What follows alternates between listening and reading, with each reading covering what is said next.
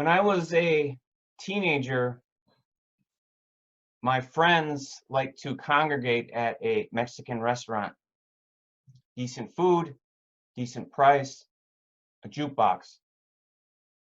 Next door to that restaurant was a church, and the front door of that church had a stained glass image of Jesus knocking on a door. I could hear him, Jesus, saying, "Knock, and the door will be opened unto you."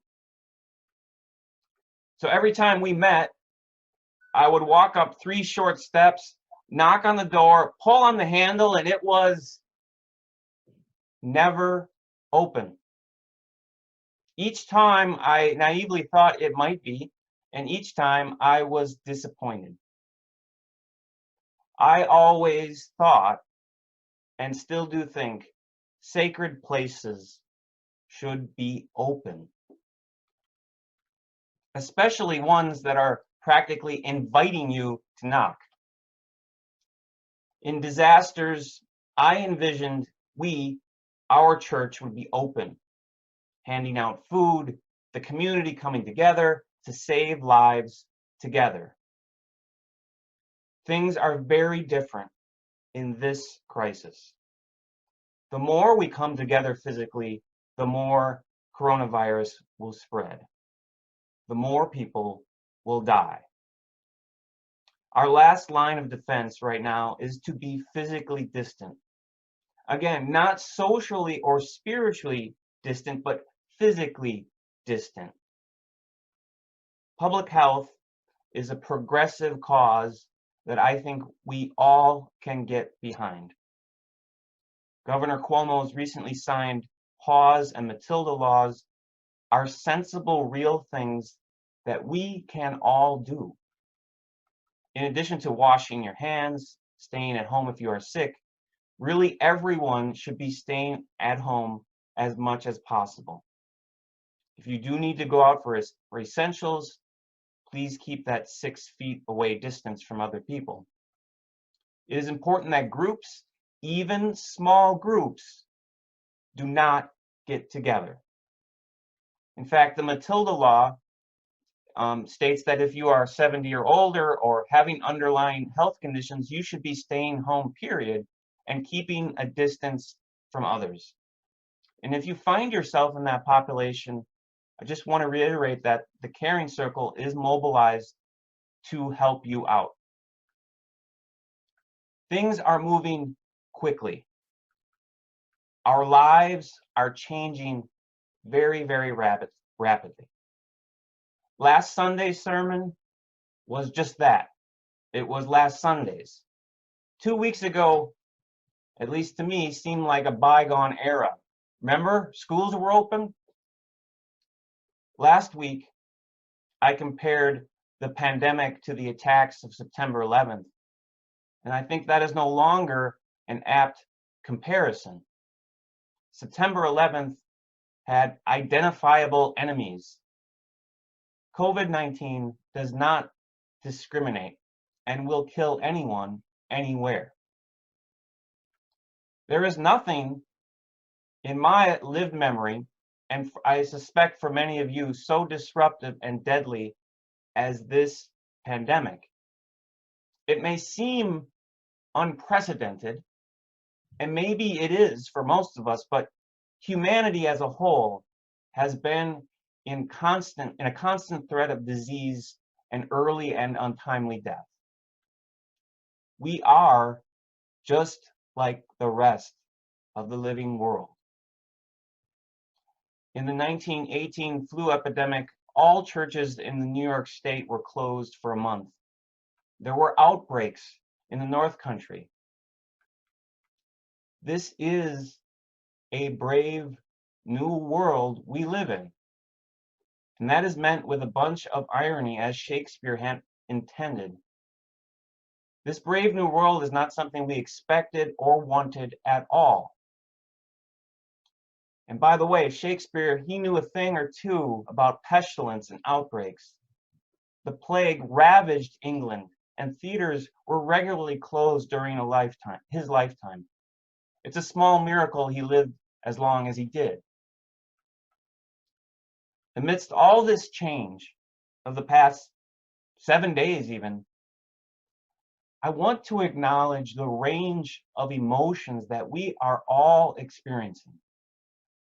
Shock, disbelief, anger, denial, and grief, to name just a few. But I want to remind you, we only grieve that which we love. The brave new world of staying indoors may sound frightening. For many of us, it is the ordinary, simple things that we do that bring us joy, whether that's playing tennis or going to the gym, eating with our friends, teaching, watching March Madness, or preaching in front of actual bodies. We lost something. We truly did. We are losing and have lost parts of our lives. We have to acknowledge that loss and grieve however it is that we grieve, online or off. Like it or not, our lives are in flux, and we are caught up in one big interrelated event. But it is clear to me that despite our physical distances, we are not separate islands cut off from each other. So in addition to the shock and the grief and the anger, we are also being courageous. We are also being brave. We are staying connected to the things that really matter, staying focused on the prize of slowing down this pandemic so people can be adequately cared for. So this, here, right now, our time together is a saving place. We are gathered in sacred space. We will not close and lock the doors of our hearts. Everything in our lives has prepared us for this moment. May we be courageous. May we bravely learn new technology.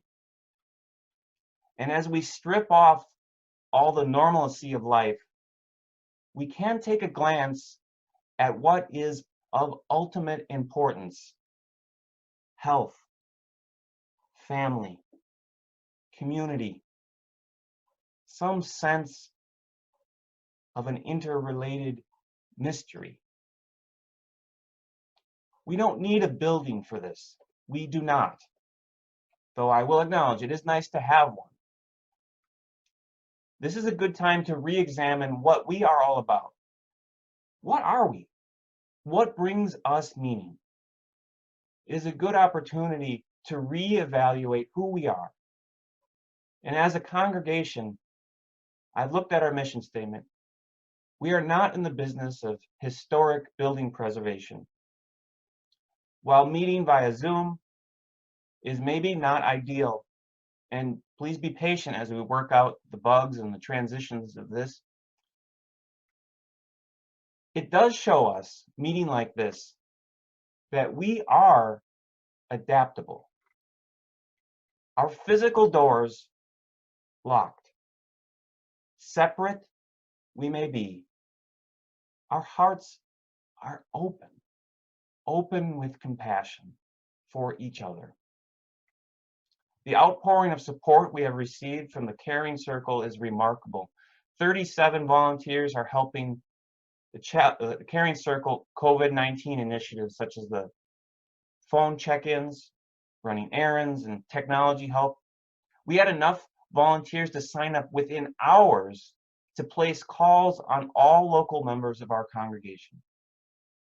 We pull together and we love one another.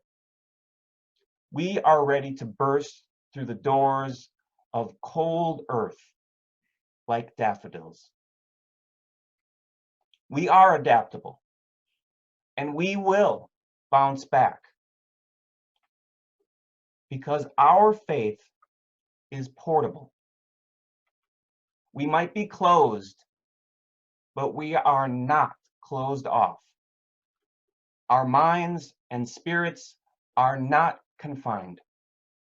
We will continue to celebrate life. We will continue to have committee meetings. I plan to offer some chalice circles on Zoom. This Thursday evening, I'm still planning to teach a class with Michael Greenwald on an introduction to Judaism on Zoom. All are invited to that. There is a time to be still. There is a time to move. There is a time for rest. There is a time for worry. There is a time for safety. There is a time for danger. There is a time to learn new ways.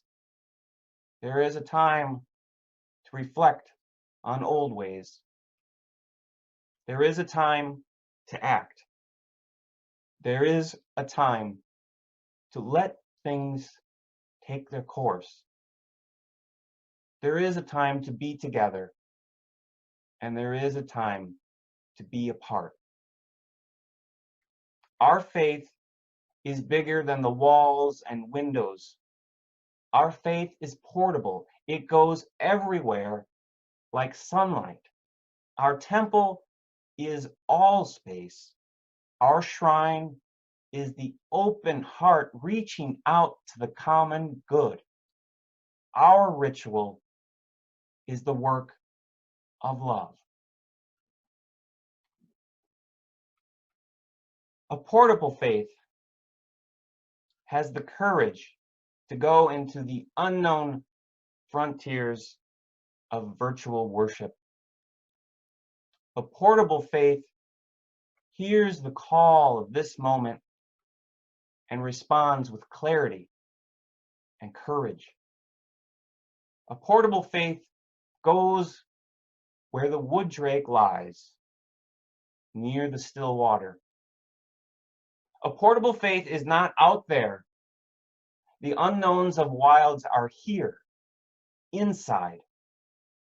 The still peace of wild things are here. Wildness is within. So amidst all the flux, the death tallies, the rising infections, despite our insular and closed time, we need to remember the openness of our portable faith.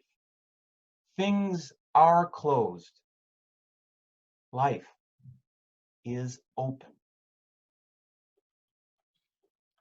May we rest in the simple, stripped down beauty where the great heron feeds, where the waters of peace flow in the portable grace of the world.